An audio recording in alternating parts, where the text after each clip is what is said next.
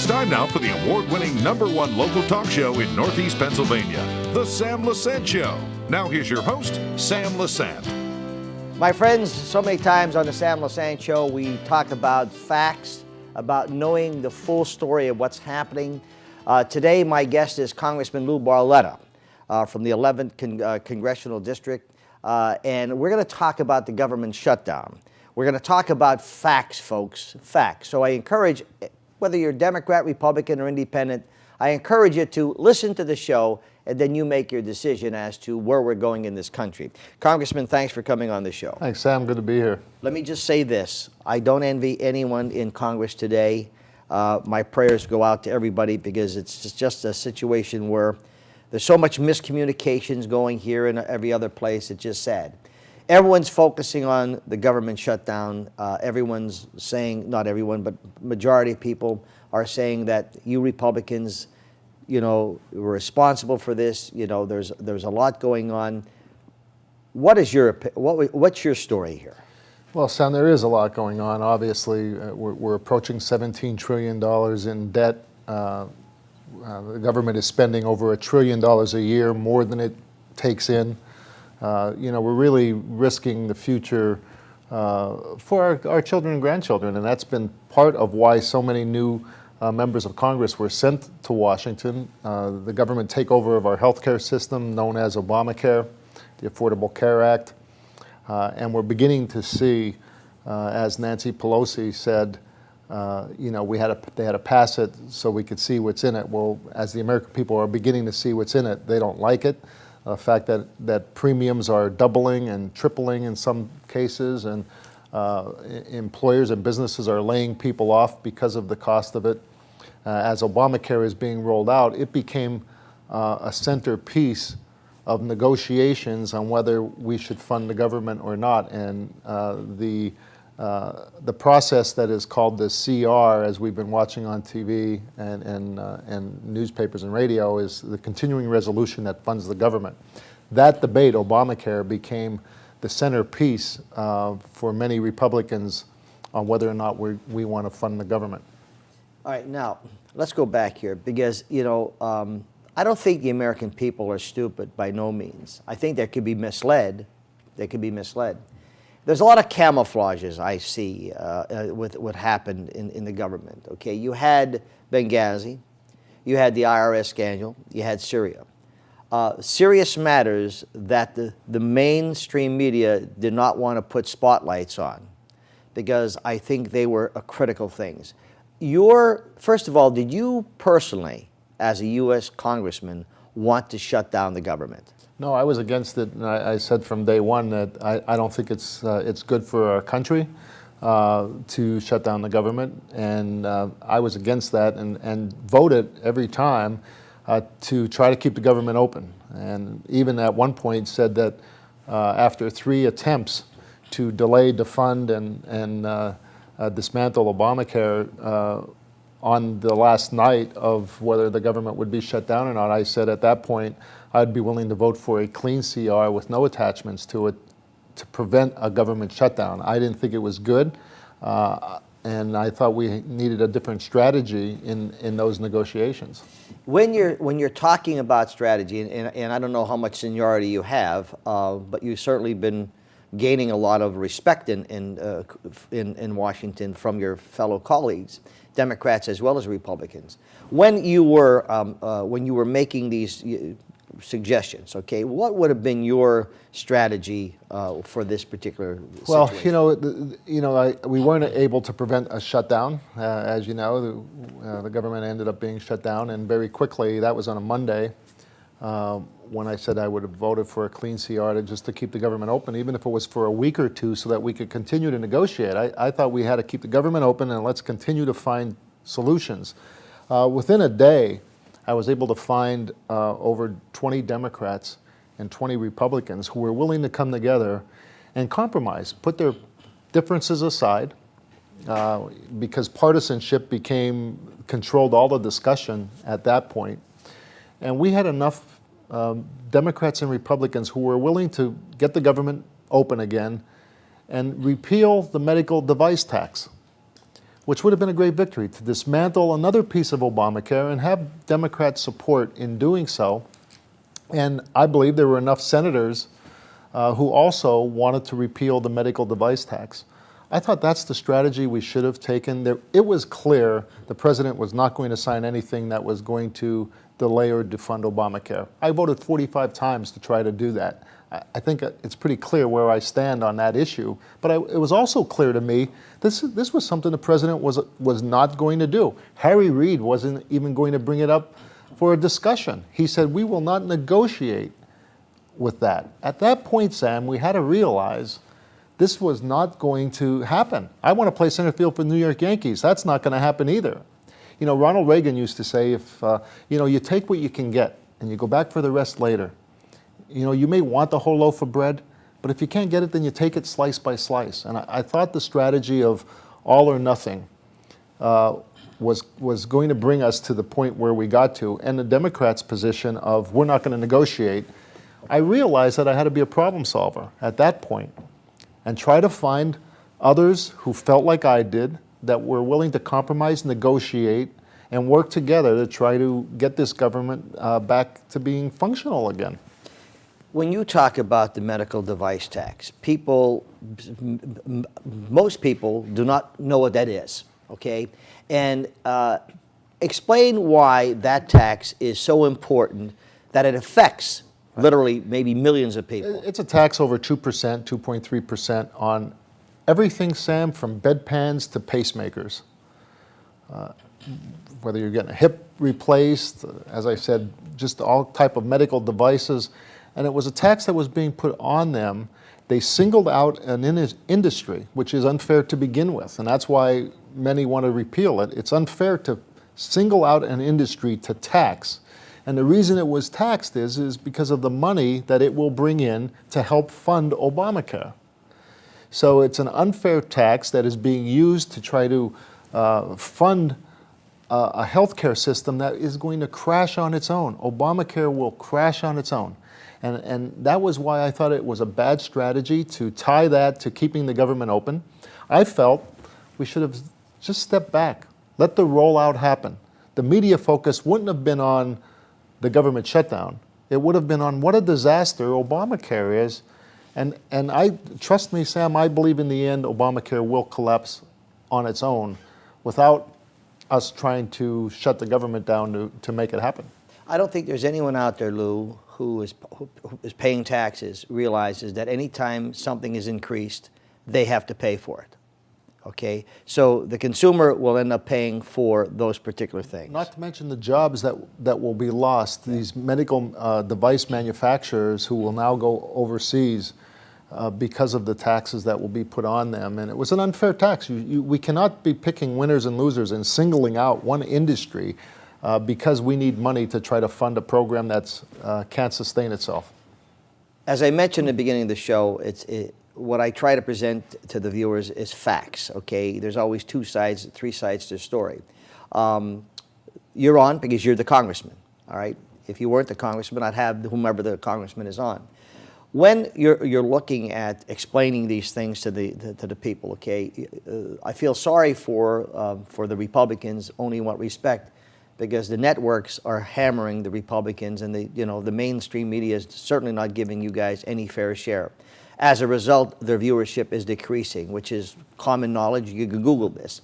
So the more they present to be one-sided, there's networks blame shutdown on GOP in 41 stories, 0 for the Democrats. When you see stuff like that, don't you want to throw up? Yeah, it's very, very frustrating, to see the media take one side of an issue and really push an agenda that's unfair. We heard we tried to get the government running piece by piece, actually. Every day we were passing bills to fund another part of the government to ease the pain of what this government shutdown was doing. For example, Sam, we passed a bill that would fund veterans' benefits to make sure that every veteran in this country was receiving the benefits that they deserve, and make sure that we were putting the money back in there so that they did not see any delay in their care and their benefits. The Democrats wouldn't take that up for a vote. Now, you probably didn't see that in any news articles. No. And so, when you're trying to resolve these issues, it becomes very difficult when the American people only see maybe one side of it or a side that's being pushed, which is why I thought it was important for us to come together. Let's resolve these issues, find where we agree, and try to solve our fiscal problems, which is causing all of this debate to begin with. Well, here again, being involved as we are involved here with the media and having direct contact with you, okay, and the Congress, we're able to see a lot of things that the public does not know. As Governor Corbett, for example, he ran and he made campaign promises. Mm-hmm. Now, this is where I can't understand this, and of course it's Sam Lesante promoting Governor Corbett again. No, I'm only presenting facts. I don't care whether he's a Democrat or Republican. When someone runs for office, Lou, correct me if I'm wrong, and I say, vote for me because I will do this, this, this, and this, and this. I promise you I will do those things. And you say, yes, okay, and you vote for me. Then I proceed to do those things. 90% of what the governor said he was going to do, he is doing. When you ran for office, you said you were going to do so, and you're doing them. And you're getting hammered on both sides. We come back, we'll talk a little bit more about how the hypocrisy continues, folks. I can't understand it. Maybe you can make some sense out of it when we come back as to, we have a congressman who has said, I was going to Congress to do what I have to do. This is where I stand. And yet, he gets wrapped from both sides. I don't understand it. Stay with us. Thanks for staying with us, folks. I'm Sam Lesante. You're watching The Sam Lesante Show. And remember, you can watch us 24/7 on ssptv.com. My email, folks, sam@ssptv.com. My guest today, US Congressman Lou Barletta from the 11th Congressional District. Lou, I want to read to you a letter to the editor that was in the Standard Speaker, our media partners up here in northeastern Pennsylvania. And this was from Thomas Shibilla. I think it's Thomas Shibilla, Plains Township, president of the Luzerne County Young Democrats. Editor, here we go again. Leave it up to the Republican Party and Congress to once again play politics when it comes to the economy and the health and safety of the American people because they disagree with the law that was passed by both houses of Congress, signed into law by the president and upheld by the Supreme Court. And they mentioned Republicans such as you and Senator Toomey want to act as if the 2020 elections never happened. They want to believe that the American people had not spoken, all right? Tell Republicans in Congress that enough is enough. The Affordable Care Act is the law of the land. President Obama is still president, and let's move on and end this government shutdown. And so therefore, come on. It was passed. Give it up. Well, I appreciate the letter. What's missing in there is probably a P.S. That this law that the president passed and signed, Congress passed and signed, the president has decided that there are certain groups who won't have to follow that law. He has given a delay to business groups. He's given a delay to unions. But he's not given a delay to you and I and all your listeners, the viewers, the average Americans. That's unfair. If it's the law, what we're saying is it should be the law for everyone. Why was Congress kept out of that? Why were members of Congress kept out of Obamacare? Why isn't the president? Why isn't he trying to get on that website that he can't get on? Why isn't the First Lady trying to sign up her family the way average Americans are? You can't make a law and say this is the law, but only certain people have to follow it. And that is part of the argument. It's unfair to say this is a law, but I will pick and choose who has to follow it. And that is part of where this argument is going, is it should be the law for everyone, including me, including him, and including everyone else. You can't say, I'm going to give big business a break and a delay, but the average American who's struggling to get by, good luck with Obamacare, and good luck trying to sign up, or you're going to get fined $3,000. It isn't ready for prime time. It isn't ready to be rolled out, and if it is, everybody should follow that law. That's all we're saying. Also, Thomas Shibilla should know that when the elections were held, there were many Republicans that were voted in because they opposed Obamacare. That's right. Elections do have consequences, and yes, President Obama was elected to be president, but I was also elected, and I campaigned against Obamacare. So, the truth of the matter is that, and the president and Democrats in Congress also agree there are many problems with this law, and we're not talking about something small here. We're talking about our healthcare system. Maybe we need to step by. I still, with all that said, and as much as I am doing everything I can to try to stop this law, I still don't think shutting the government down was the right strategy in doing so. And that's where I was outspoken from many of my own colleagues. There's other ways to accomplish what we're trying to do. I said to you before, there's this camouflage, and I got to hand it to the public relations for the president, because they're really playing this really well. They took the spotlight off the very serious problems we have. It's interesting. You had a business, I have a business. I don't know anyone in their right mind would ever do what the government's doing. The Drudge Report, which I read every day, there was a lady in in California. She said, I laughed at Boehner until I opened my mail. And when she found out what the Obamacare cost her, an extra $10,000, she says, I'm all for having people have health insurance, but I didn't know that I had to personally pay for it, okay? And there are thousands upon thousands of people today, businesses that are feeling the consequences, that are now laying off people.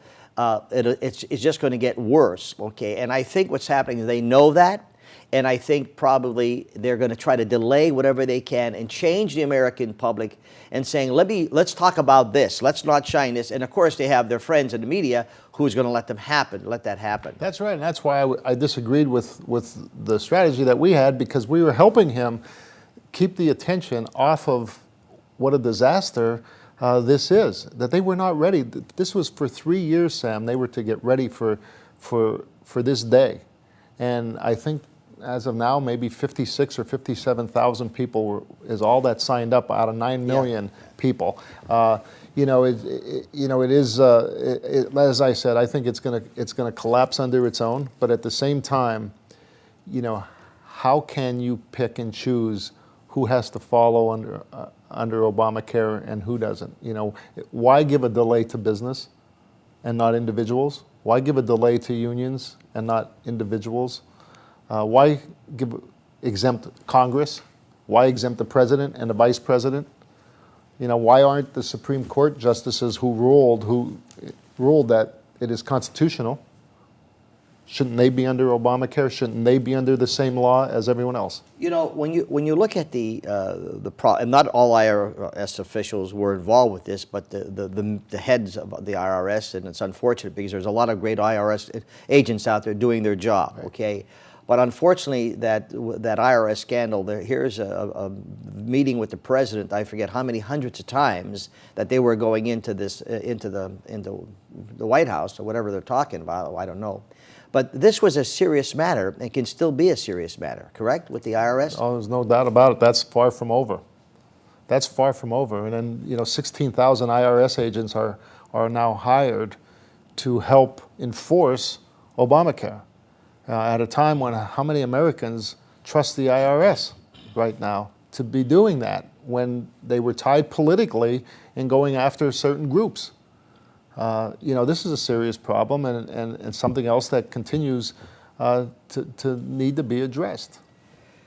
Barletta's actions, not those of bully. Here's a letter to the editors by John Matches from Weatherly. It says, I'm writing this letter in response to Lily Goria's letter calling Congressman Barletta a bully for cutting funding on food stamps.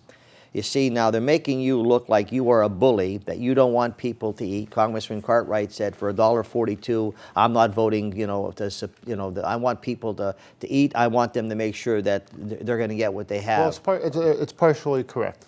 There are some people who I do not want to get food stamps that are the deceased. I want people who are dead to stop getting food stamps. Do you know there are people who are dead this government is still sending food stamps to somebody who is using that identity? I don't want illegal immigrants who are here illegally getting food stamps. I don't want millionaires who won the lottery to get food stamps. Food stamps have increased, Sam, by 40% since this president is in office.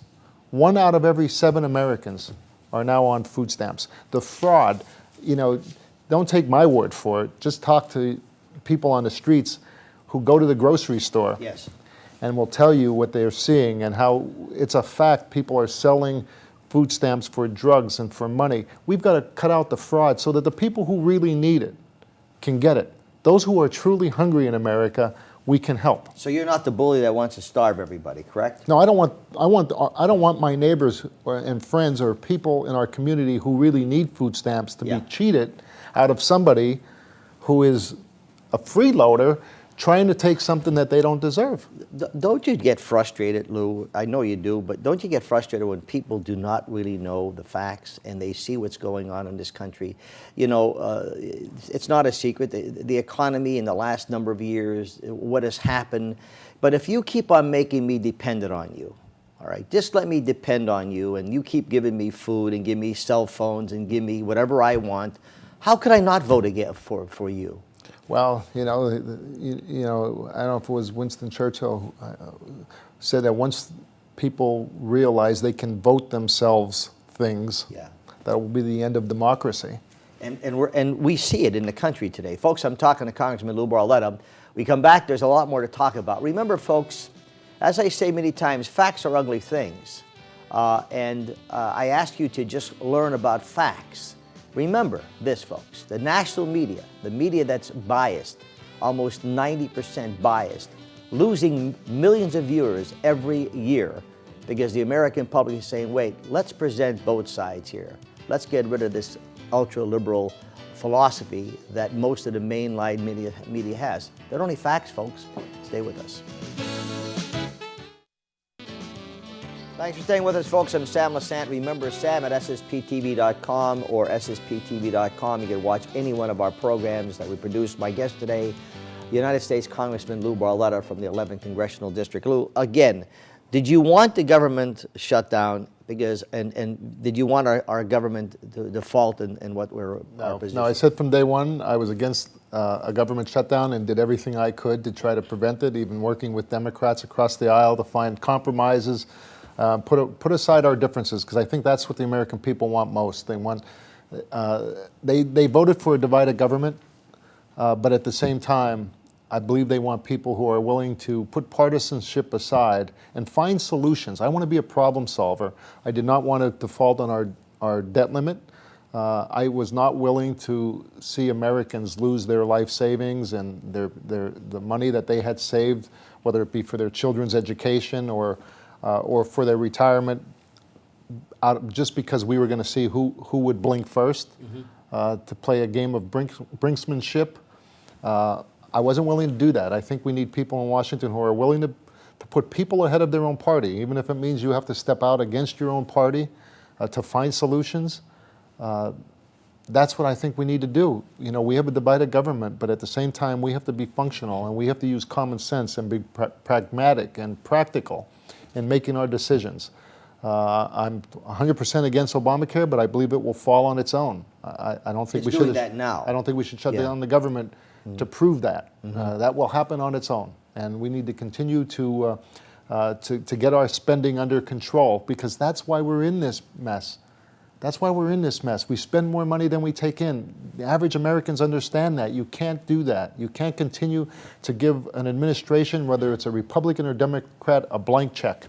As I look at who you work with here, you have many more Democrats than you have Republicans. Not many more, but more Democrats that you work with, both sides. So when they're saying you're one-sided, it's just not factual. Well, I'm being attacked by those who say I'm a Republican in name only. The people on the far right, and I'm attacked by liberals who are saying he's a Tea Party crazy. I don't know how the same man could be both. All that tells me is that I'm someone down there trying to find solutions to the problems. That's why they sent me there. Louis, you're running for election. They want the wacko liberals in this country, okay, who have ruined this country, continuing to ruin the country. We see it. They want to come after guys, you know, who are solid, who said, I'm going to do this for the American people. They're doing it to Corbett, who's the 90% of what he said he's doing. So this is what you're up against, and I can see how frustrated you are. I always tell people, deal with facts. You know, I get called that these guys are my cronies. Well, they're not my cronies. We're talking about facts, Lou. I don't think you said anything that was untrue today. Well, and I won't, and I'm also not going to mislead the American people that we're going to do something that we can't do, and that's why I thought it was the wrong strategy to say that we are going to defund Obamacare. Sam, most of it is mandatory spending. We have no control over the spending. It's misleading to the American people to tell them that we can do something that we can't do. We could begin to dismantle it. That's doable. And it's about time that politicians are honest with the American people, not saying what they want to hear, but telling them what the truth is, and then trying to accomplish that. Well, I could say this for every member of Congress. You know, I pray for you guys every day. It's a shame this country is in the situation it is. But if you keep on making me dependent on you, and you keep on making me not want to work, and if you keep on giving me everything that I do for not even earning it, and giving it, like you said, food stamps to dead people, this country is a shame. And I can see the big camouflage. But again, as I mentioned to you, Lou, us in the media, I think we have a duty and responsibility to present both sides. Thanks for coming on the show. Thanks, Sam. It's always good to come home. Folks, my guest, Congressman Lou Barletta, I ask all of you to hold your elected officials accountable. Make sure they're telling you facts and not rhetoric. As we see what's happening in the country today, folks, is it really factual? I mean, is it right to say networks blame shutdown on GOP? 41 stories against what these guys are standing for, 0 on the Democrat side. You tell me if the mainstream media, your ABC, CBS, CNBC, MSNBC, all are telling you facts, folks. Why do you think Fox is going through the roof? Because people want to know the truth. See you next time.